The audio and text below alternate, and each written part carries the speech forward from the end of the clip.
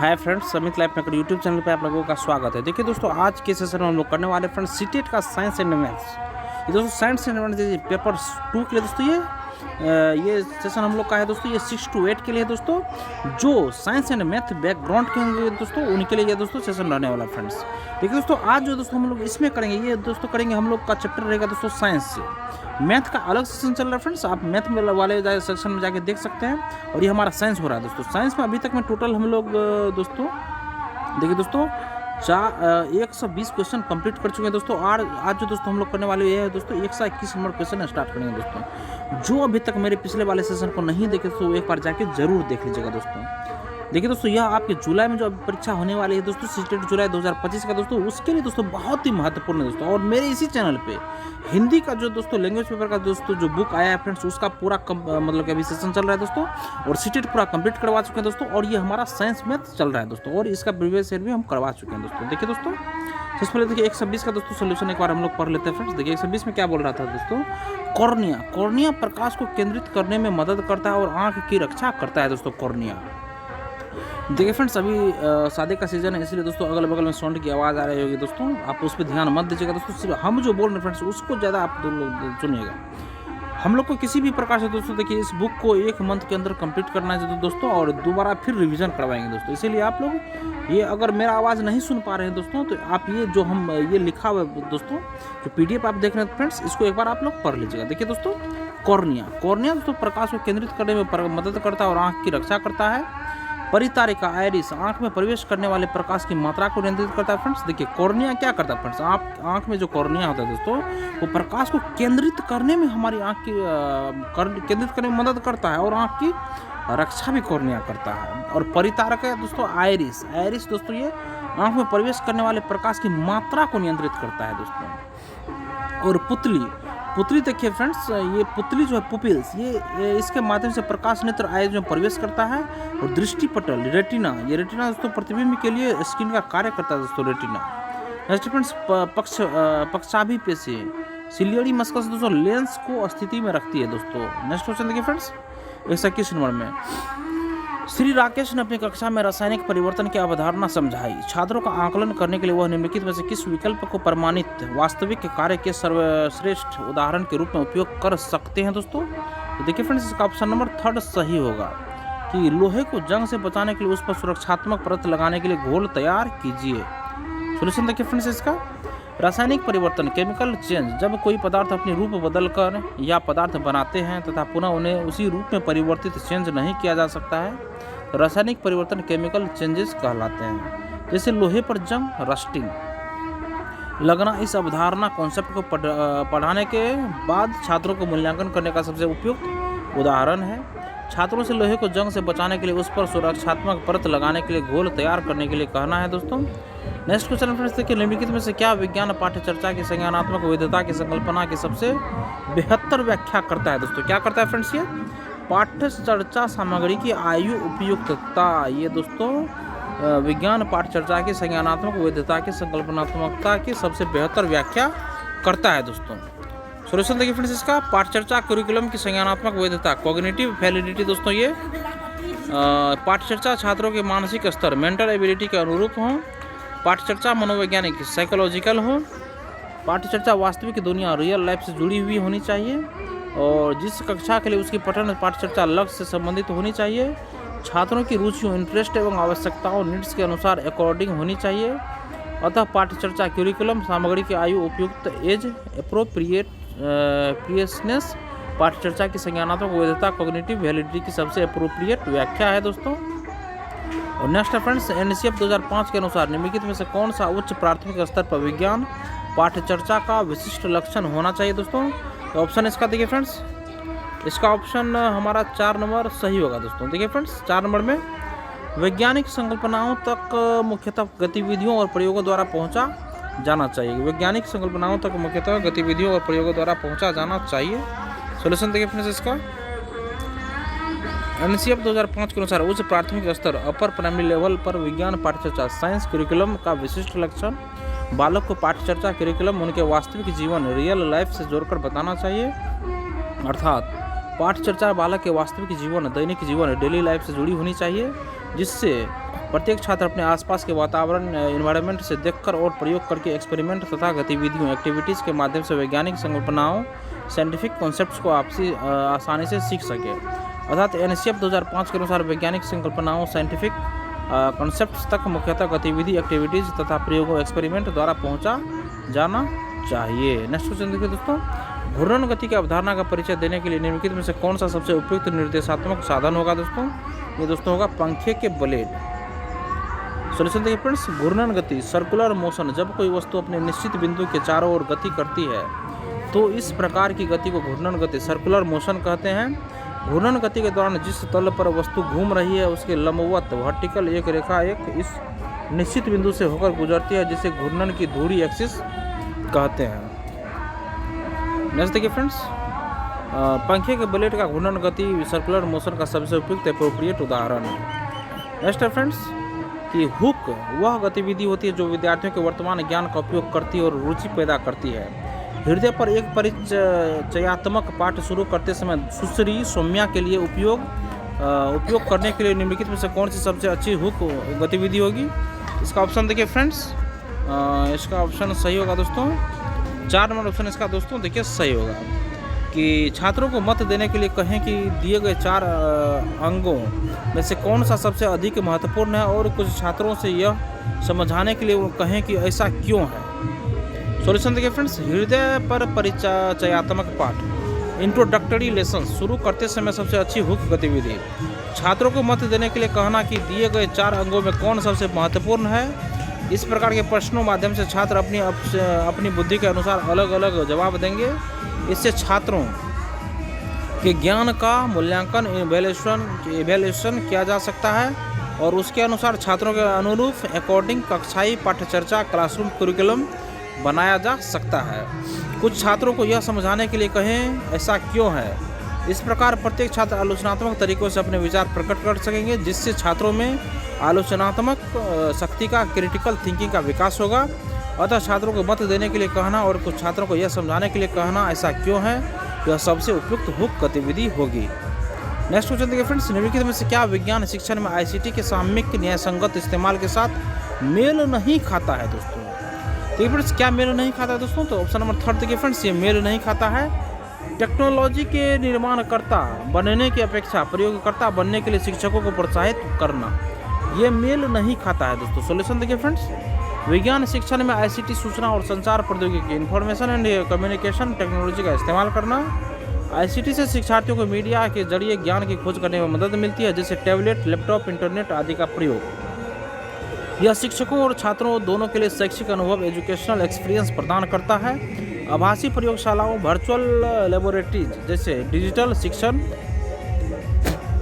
अधिगम वातावरणों के सृजन क्रिएशन के लिए निःशुल्क फ्री व मुक्त स्रोत सॉफ्टवेयर के इस्तेमाल को बढ़ावा देना।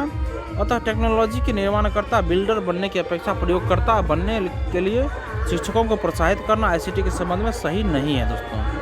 नेक्स्ट क्वेश्चन देखिए फ्रेंड्स, निम्नलिखित में से क्या विज्ञान पाठचर्चा की प्रक्रिया वैधता के अर्थ की सबसे अच्छी व्याख्या करता है दोस्तों? तो देखिए फ्रेंड्स, इसका ऑप्शन नंबर 1 सही होगा दोस्तों कि छात्रों को उन तरीकों में संलग्न होने का अवसर देना चाहिए जिनसे वैज्ञानिक विषय वस्तु सृजित होती है दोस्तों। सॉल्यूशन देखिए फ्रेंड्स, इसका क्यूरिकुलम पाठ्यचर्चा शिक्षा का आधार है। इसके द्वारा शिक्षा के उद्देश्यों की प्राप्ति होती है। पाठ्यचर्चा एक ऐसा साधन है जो अध्यापक और विद्यार्थी को जोड़ता है। विज्ञान की पाठ्यचर्चा की वैधता वैलिडिटी ऑफ साइंस करिकुलम से तात्पर्य ऐसी पाठ्यचर्चा से है जो छात्रों को उन तरीकों से संलग्न एंगेज होने का अवसर देती है जिनसे वैज्ञानिक विषय वस्तु सृजित कंस्ट्रक्चर होती है, अर्थात जिसके माध्यम से छात्र सक्रिय रूप से खोजबीन करके सीख लर्निंग व एक्सप्लोरिंग कर सके दोस्तों। नेक्स्ट क्वेश्चन देखिए फ्रेंड्स, विज्ञान में रचनात्मकता को डैश के द्वारा सर्वोत्तम तरह के मूल्यांकित किया जा सकता है दोस्तों। तो ऑप्शन इसका 2 सही होगा दोस्तों, विज्ञान प्रदर्शनी के द्वारा दोस्तों। विज्ञान में रचनात्मकता को विज्ञान प्रदर्शनी के द्वारा सर्वोत्तम तरह से मूल्यांकित किया जा सकता है। सॉल्यूशन देखिए फ्रेंड्स, इसका विज्ञान प्रदर्शनी एक ऐसा आयोजन या प्रदर्शन है जो वैज्ञानिक अवधारणाओं, साइंटिफिक कॉन्सेप्ट्स, खोजों, प्रयोगों, एक्सपेरिमेंट्स और नवाचारों इनोवेशंस को प्रदर्शित करता है, जिससे छात्रों को उनके अपने रचनात्मक विचारों को प्रदर्शित करने का अवसर प्राप्त होता है। यह छात्रों को रुचि के साथ नए तथ्यों और आविष्कारों इन्वेंशन को सीखने में संलग्न इंगेज करता है। अतः विज्ञान में रचनात्मकता, क्रिएटिविटी को विज्ञान प्रदर्शनी, एग्जीबिशन के द्वारा सर्वोत्तम तरीके से मूल्यांकित किया जा सकता है। नेक्स्ट क्वेश्चन देखिए फ्रेंड्स, निम्नलिखित कथनों को पढ़िए और सही विकल्प का चयन कीजिए। अभिकथन और कारण देखिए फ्रेंड्स, कारण 2 है, इसमें से कौन सा ऑप्शन देखिए फ्रेंड्स ये सही होगा दोस्तों। देखिए फ्रेंड्स इसका ऑप्शन नंबर फर्स्ट देखिए सही होगा दोस्तों, ये सही है। R1 सही व्याख्या है 1 के लिए दोस्तों। देखिए फ्रेंड्स अभिकथन है दोस्तों कि एक विज्ञान के शिक्षक को समावेशी कक्षा में विभेदित आकलन रणनीतियों का उपयोग करना चाहिए। कारण आ रहा देखिए फ्रेंड्स, हाँ इसमें सभी छात्रों को उनकी क्षमताओं के अनुसार अपनी संकल्पनाओं की समझ को व्यक्त करने का अवसर मिलते हैं। बिल्कुल सही दोस्तों, R1 सही है दोस्तों। R2 देखिए फ्रेंड्स नहीं, इससे नहीं, ये तो दोस्तों गलत है फ्रेंड्स। ऑप्शन नंबर फर्स्ट सही होगा दोस्तों। सोल्यूशन देखिए फ्रेंड्स, समावेशी कक्षा इनक्लूसिव क्लासरूम से तात्पर्य ऐसी कक्षा से है जिसमें प्रत्येक बच्चे को एक साथ एक छत के नीचे शिक्षा दी जाती है। विभेदित आकलन दोस्तों डिफ्रेंशिएटेड असेसमेंट दोस्तों का अर्थ है प्रत्येक छात्र का अलग अलग आकलन करना। प्रत्येक छात्र में रुचि, इंटरेस्ट, आवश्यकता, नीड तथा मानसिक स्तर, मेंटल एबिलिटी के अनुसार व्यक्तिगत भिन्नता होनी चाहिए। अतः शिक्षक को प्रत्येक बालक के मानसिक स्तर को ध्यान में रखकर शिक्षा प्रदान करनी चाहिए, अर्थात छात्रों का आकलन अलग अलग करना चाहिए। आकलन का मानक दोस्तों स्टैंडर्ड नहीं तय करना चाहिए। इस प्रकार के शिक्षण कार्य से प्रत्येक छात्र को अपने अनुभवों, संकल्पनात्मक समझ, कंसेप्चुअल अंडरस्टैंडिंग को व्यक्त करने का अवसर मिलता है दोस्तों। नेक्स्ट देखिए फ्रेंड्स, निम्नलिखित में से कौन से खुले सिरे वाले प्रश्न का सबसे अच्छा वर्णन करता है दोस्तों। खुले सिरे वाले प्रश्न का दोस्तों देखिए फ्रेंड्स ऑप्शन नंबर 2 पढ़िए आप लोग। 2 में देखिए दोस्तों, अंकुरित बीज की विशेषताएं क्या होती है दोस्तों। ये खुली प्रश्न है दोस्तों। क्या आपको लगता है कि नीम के पेड़ की जड़ खाने योग्य होती हैं? ये अंकुरित बीज की विशेषताएं क्या होती है?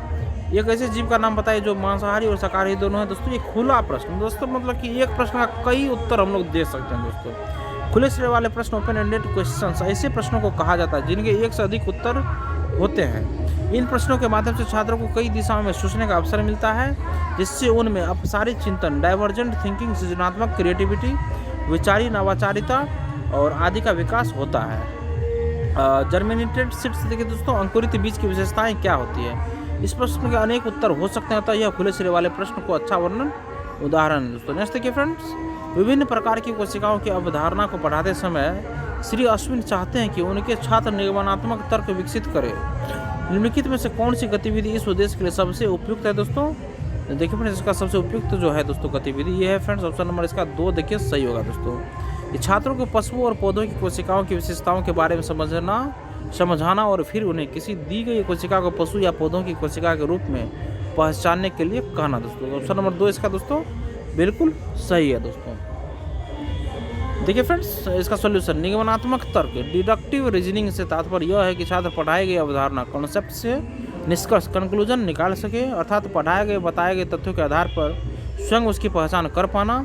शिक्षिका द्वारा छात्रों को पशुओं और पौधों की कोशिकाओं सेल्स की विशेषताओं के बारे में समझाकर पुनः उनसे यह पूछना कि दी हुई कोशिका पशु की यह या पौधे की है। बच्चों में निगमनात्मक तर्क डिडक्टिव रीजनिंग विकसित करने की सबसे उपयुक्त एक्टिविटी है दोस्तों। नेक्स्ट क्वेश्चन देखिए फ्रेंड्स, निम्नलिखित में से कौन सा विज्ञान शिक्षण के संदर्भ में NEP 2020 की संस्तुतियों के साथ मेल नहीं खाता है दोस्तों।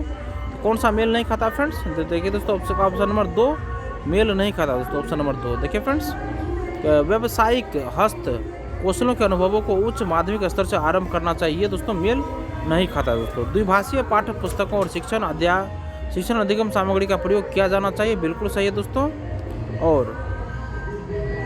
और देखिए फ्रेंड्स थर्ड है दोस्तों, पाठ्य चर्चा को स्थानीय संदर्भों पर आधारित होनी चाहिए, ये भी सही है। और 4 दोस्तों, वैज्ञानिक प्रवृत्ति और प्रमाण आधारित सोच को बढ़ावा मिलना चाहिए, ये भी सही है दोस्तों। सॉल्यूशन देखिए फ्रेंड्स इसका, NEP 2020 के अनुसार विज्ञान शिक्षा का तात्पर्य छात्र अपने आसपास के वातावरण से जोड़कर अपने ज्ञान का निर्माण कर सके।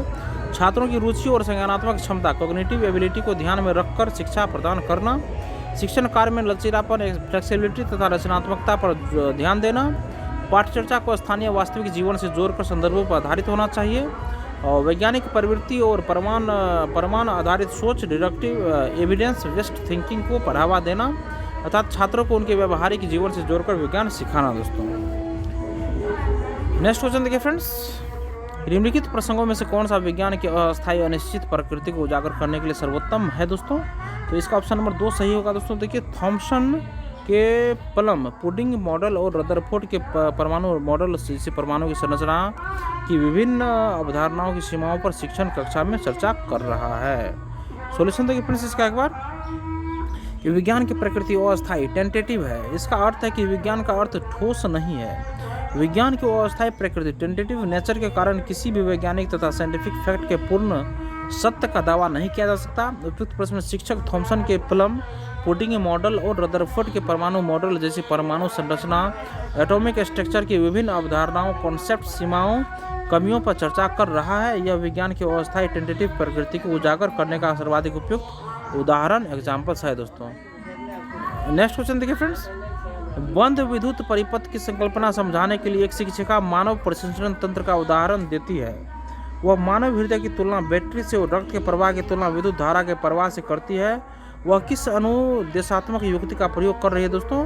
इसका ऑप्शन नंबर 2 सही है दोस्तों, तुल्य रूपता। तुल्य रूपता का दोस्तों ये सही है दोस्तों। सॉल्यूशन देखिए फ्रेंड्स, तुल्य रूपता एनालॉगी का उपयोग दो असंबंधित चीज़ों के बीच तुलना करने के लिए किया जाता है, जिसके माध्यम से बालक को किसी भी अवधारणा कॉन्सेप्ट को बेहतर ढंग से समझाया जा सकता है।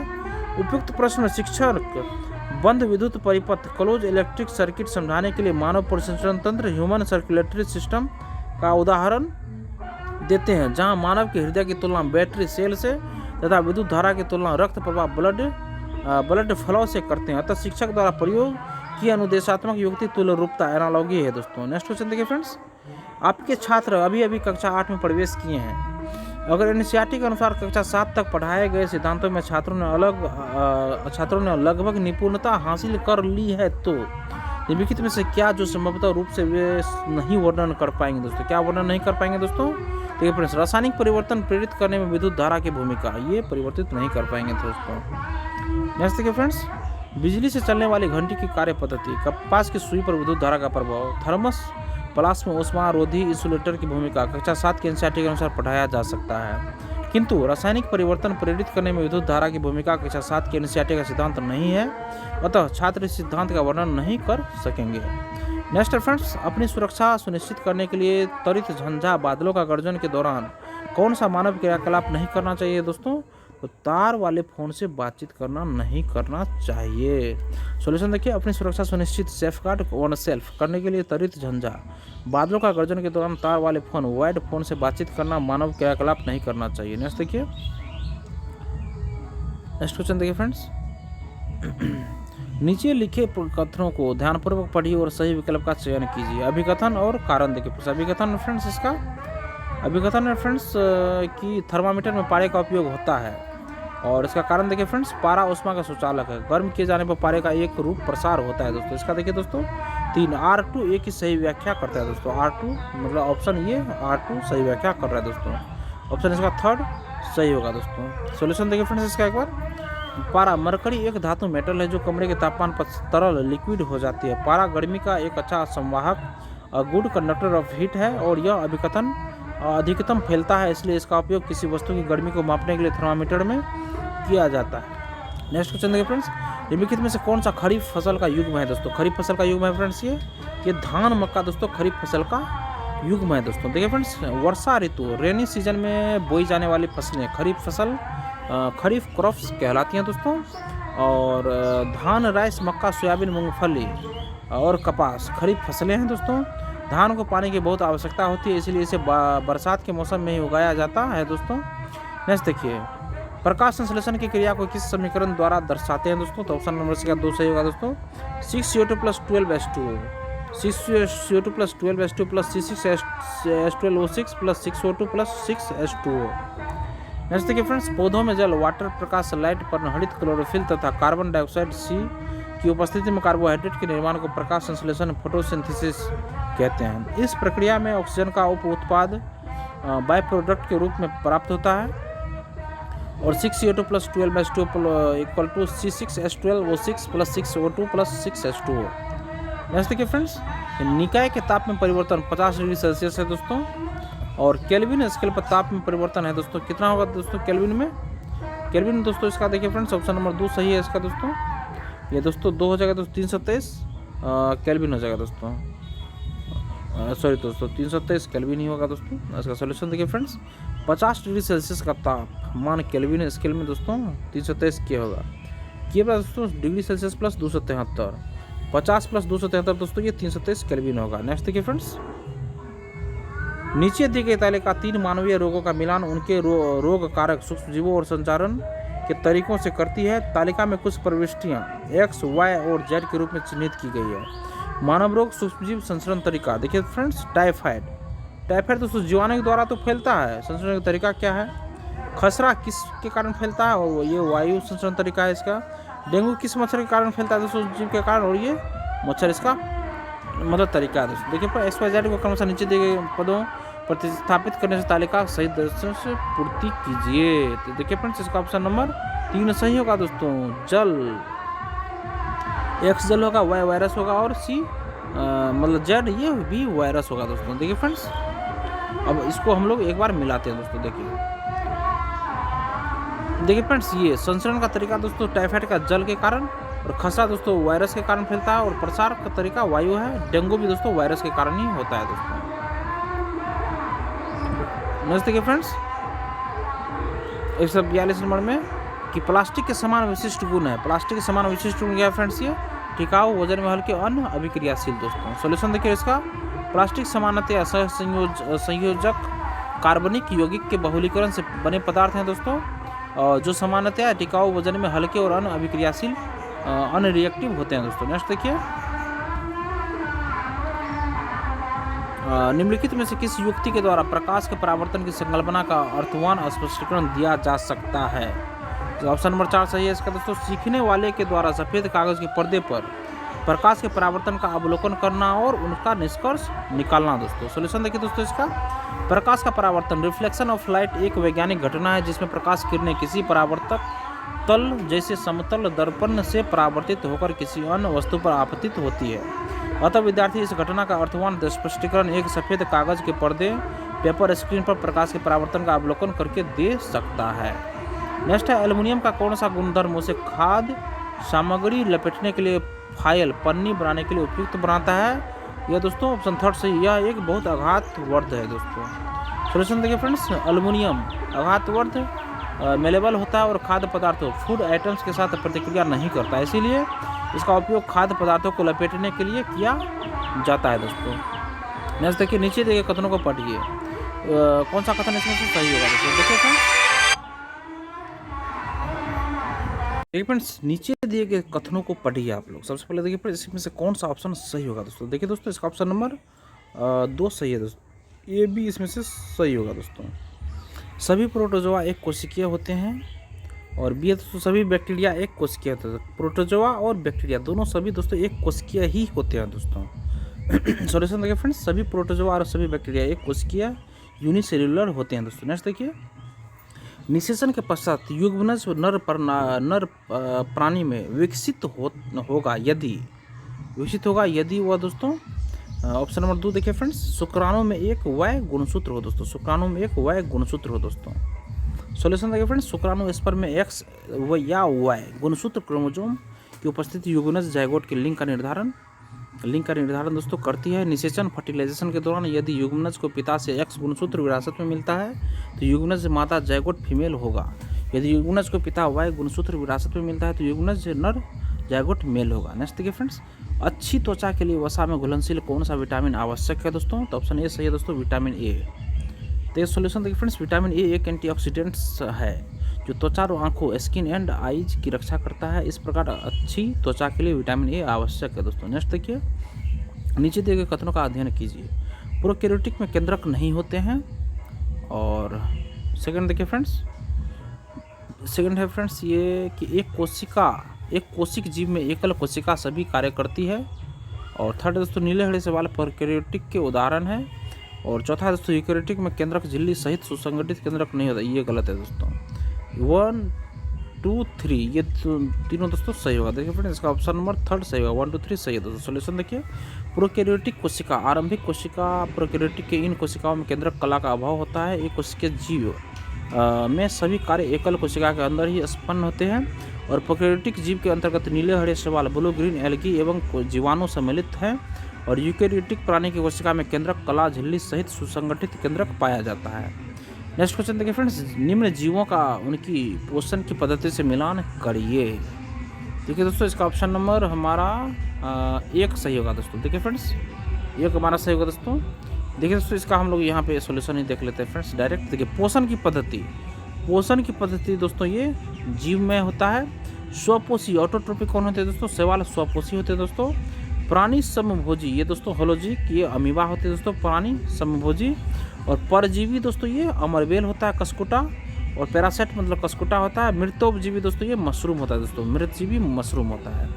नेक्स्ट फ्रेंड्स देखिए दोस्तों, ध्वनि तरंगों के संदर्भ में निम्न में से कौन सा कथन सत्य है दोस्तों? देखिए ऑप्शन सेकंड इसका सही है दोस्तों कि मानव वह ध्वनि सुन सकते हैं जिसकी आवृत्ति 15,000 हर्ट्ज है दोस्तों, बिल्कुल सही है दोस्तों।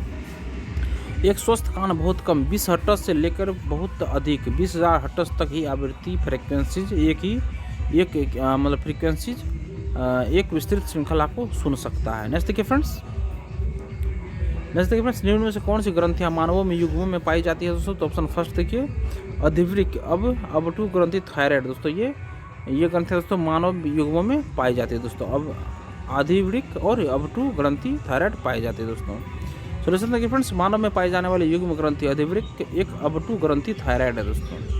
नेक्स्ट देखिए फ्रेंड्स, अगर अवलोकन द्वारा निरूपित है एवं द्वारा अध्याहा निष्कर्ष है तो निम्नलिखित में से कौन सा कथन सही है दोस्तों?